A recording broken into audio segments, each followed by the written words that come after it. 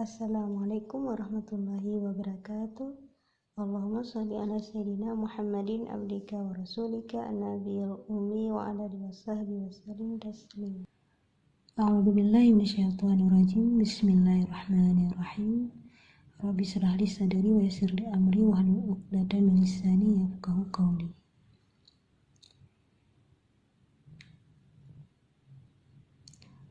Al-babul ula fi fadilatil ilmu wal ulama. Bermula bab yang pertama pada menyatakan kelebihan ilmu dan ulama. Firman Allah Ta'ala, yarfa'illahu allazina amanu minkum wallazina utul ilma darajat. Artinya, mengangkat Allah Ta'ala akan mereka yang beriman mereka itu, dan segala mereka yang diberi akan mereka itu ilmu beberapa derajat. Kata Ibnu Abbas radhiyallahu anhuma, bagi mereka itu beberapa derajat yang lebih atas orang mukminin dengan 700 derajat, barang yang antara 1 derajat kepada 1 derajat itu perjalanan 500 tahun, seperti barang yang antara langit dan bumi. Dan daripada Ibnu Abbas radhiyallahu anhuma, bahwasanya Allah Ta'ala bermegah-megah akan malaikat dengan dakwah ulama seperti bermegah-megah ia dengan darah orang yang mati syahid. Kata Imam Syafi'i radhiyallahu ta'ala anhu, barang siapa tiada kasih akan ilmu, tiada kebajikan padanya. Maka jangan ada antara kamu dan antaranya berkenalan dan bertaulan dengan dia, maka bahwasanya ilmu itu menghidupkan segala hati dan pelita bagi segala hati. Dan sabda Nabi sallallahu alaihi wasallam, talabul ilmi faridatu ala kulla muslimin wa muslimat. Menuntut ilmu itu fardu atas tiap-tiap muslim laki-laki dan muslimah yang perempuan. Dan daripada Sayyidina Ali ibnu Abi Thalib radhiyallahu anhu, man kana fi talabil ilmi kanatil jannatu fi talabihi, wa man kana fi talabil maksiyati kanatin naru fi talabihi. Artinya, barang siapa ada ia di dalam menuntut ilmu adalah surga itu di dalam tuntunannya. Dan barang siapa ada ia di dalam menuntut maksiat adalah neraka itu di dalam tuntunannya. Dan sekalian barang yang datang warid pada memuji ilmu dan ulama ditanggungkan atas ilmu yang manfaat dan ulama yang beramal dengan ilmunya, karena ulama yang tiada beramal dengan ilmunya itu dicela oleh syarak sehingga celanya seperti hadis Sayyidina Umar yang lagi akan datang. Dan daripada Abi Hurairah dan Abi Dzar radhiyallahu anhuma, bahwasanya berkata keduanya, kami dengar Rasulullah sallallahu alaihi wasallam bersabda, apabila datang akan orang yang menuntut ilmu itu oleh mati, dan padahal ia atas ini jalan, maka yaitu mati syahid. Dan membadalah ilmu itu kemuliaan, bahwasanya tiap-tiap seorang mendakwahkan dia akan memadalah jahil itu kejinya, bahwasanya mengingkari tiap-tiap seorang akan dia.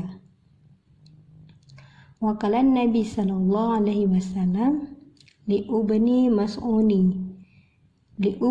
Mas'udi radhiyallahu anhu, ya abna Mas'udi julusuka sa'ata fi majlisil ilmi la tamassu qalama wa la taktubu harfan ghairul laka min inki alfi raqabati wa nazaruka ila wajhil alami ghairu laka min farasin tasaddaqta biha fi sabilillahi wassalamuka alal alimi ghairun laka min ibadatil alfi sana.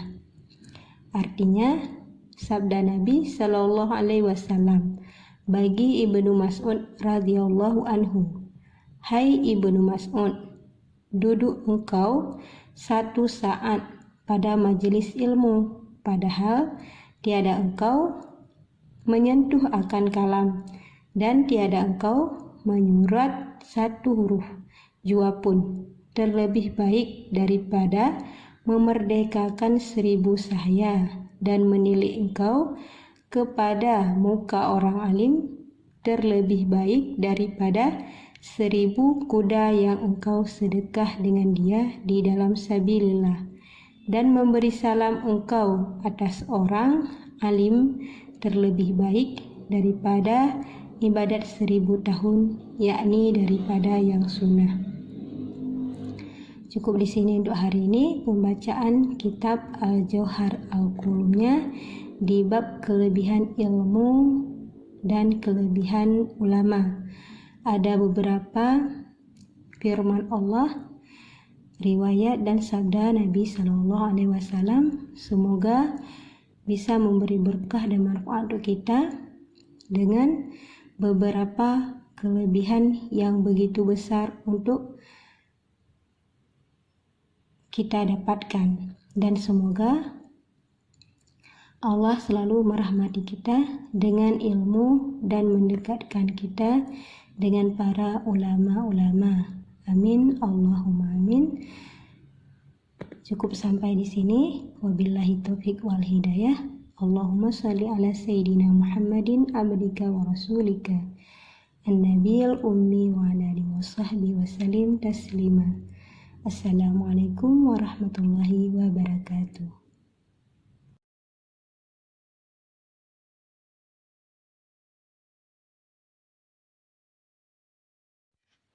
Assalamualaikum warahmatullahi wabarakatuh.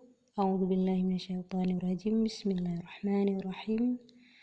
Allahumma shalli ala sayyidina Muhammadin abdika wa rasulika an-nabiyil ummi wa ala alihi washabbihi wasallim taslima. Bertepatan dengan hari Jumat, kita kembali di kajian pembacaan hadis-hadis Rasulullah Sallallahu Alaihi Wasallam sesuai dengan hadisnya.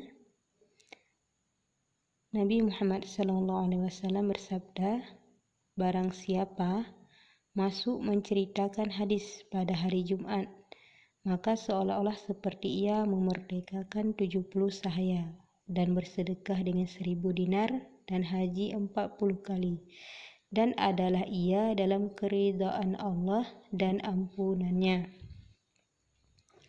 Untuk hari ini kita nggak membuang kesempatan untuk mendapatkan segala kebaikan dari isi hadis tadi. Seperti kata Imam Al-Ghazali rahimallahu ta'ala, hadis hari ini berkisah tentang persaudaraan dan persahabatan lillahi ta'ala. Ketahuilah olehmu, hai orang yang menjalani jalan akhirat itu, bahwasanya berkasih-kasihan dalam berbuat ibadat akan Allah Ta'ala dan bersaudara di dalam agama Allah Ta'ala itu, yaitu daripada yang terlebih afdal ibadat yang membawa hampir kepada Allah Ta'ala, dan yaitu faedah yang jadi daripada orang yang baik perangai, dan keduanya itu yaitu sifat kepujian seperti memuji Allah Ta'ala akan Nabi-Nya alaihi salam. Kita masuk ke hadis Nabi Muhammad SAW. Kalau tadi itu adalah perkataan dari Imam Al-Ghazali rahimahullahi ta'ala. Nabi Muhammad SAW bersabda, yang terlebih banyak masuk ke dalam surga itu yaitu orang yang takut akan Allah Ta'ala dan orang yang baik perangainya. Dan mengenai perangai, Nabi Muhammad SAW bersabda juga, hai Abu Hurairah, lazimkan olehmu dengan baik perangai. Maka sembah Abu Hurairah, apa baik perangai itu ya Rasulullah?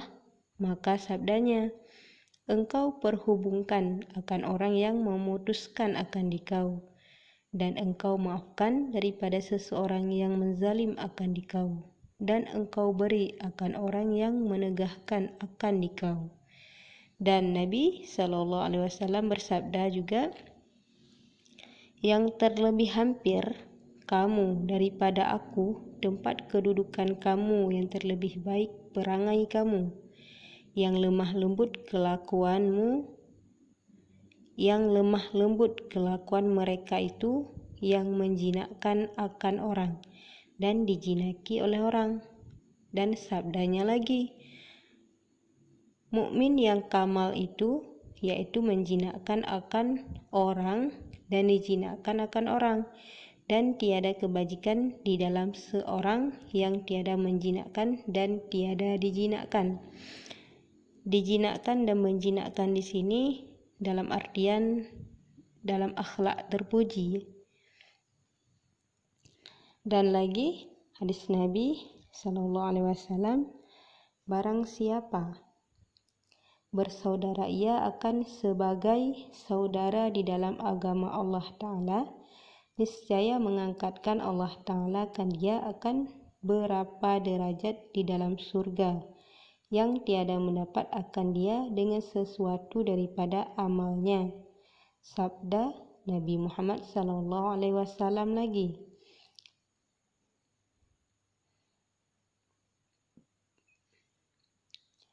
tiada berkasih-kasihan dua orang di dalam agama karena Allah Ta'ala, melainkan adalah yang terlebih kasih daripada keduanya itu kepada Allah Ta'ala, yaitu orang yang terlebih kasih kepada sahabatnya itu.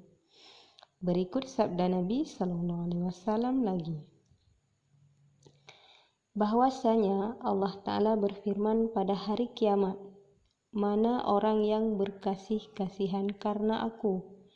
Bermula, pada hari ini aku naungi akan mereka itu di dalam naungku, pada hari yang tiada ada naungan melainkan naunganku. Dan lagi sabda Nabi SAW, 7 orang yang akan dinaungi akan mereka itu oleh Allah Ta'ala di dalam naungan pada hari kiamat yang tiada ada naungan melainkan naungannya. Yang pertama, raja yang adil. Yang kedua, orang yang muda padahal jadi ia di dalam berbuat ibadat akan Allah Ta'ala. 3, seorang laki-laki yang ada hatinya bergantung pada masjid, apabila keluar ia daripadanya hingga kembali ia padanya masjid. 4, 2 orang laki-laki yang berkasih-kasihan ia keduanya di dalam berbuat kebajikan karena Allah Ta'ala, padahal berhimpun keduanya itu atas demikian itu, dan bercerai orang yang bercerai keduanya itu atas demikian itu. Yang kelima, seorang laki-laki yang menyebut zikir Allah Ta'ala dalam bersunyi sampai menangis. Yang keenam, laki-laki yang menuntut akan dia oleh perempuan yang mempunyai bangsawan dan keelokan kepada berbuat akan dia kejahatan, maka berkata ia, bahwasanya aku takut akan Allah Ta'ala. Yang ketujuh, laki-laki yang memberi sedekah dengan beberapa sedekah, maka menyembunyikan ia akan dia hingga tiada mengetahui tangannya yang kiri dengan barang yang dibelanjakan oleh tangannya yang kanan itu. Dan kita lanjut dengan hadis Rasulullah SAW yang lainnya, bahwasanya seorang laki-laki pergi ziarah ia akan saudara baginya di dalam berkasih-kasihan karena Allah. Maka menyuruh Allah Ta'ala baginya akan malaikat mendapati akan ia pada jalan itu. Maka berkata malaikat itu, "Kemana engkau berkehendak pergi?" Maka katanya, "Aku berkehendak ziarah akan saudaraku si fulan." Maka berkata malaikat itu, "Apakah bagimu hajat padanya?" Maka katanya, "Tiada." Maka berkata malaikat itu, "Adakah karena kerabat antaramu dan antaranya?" Maka katanya, "Tiada." Maka berkata malaikat itu, "Adakah karena nikmat baginya padamu?" Maka katanya, "Tiada." Maka berkata malaikat itu, "Maka dengan sebab apa engkau pergi padanya?" Maka katanya, "Adalah aku kasih akan dia karena Allah Ta'ala."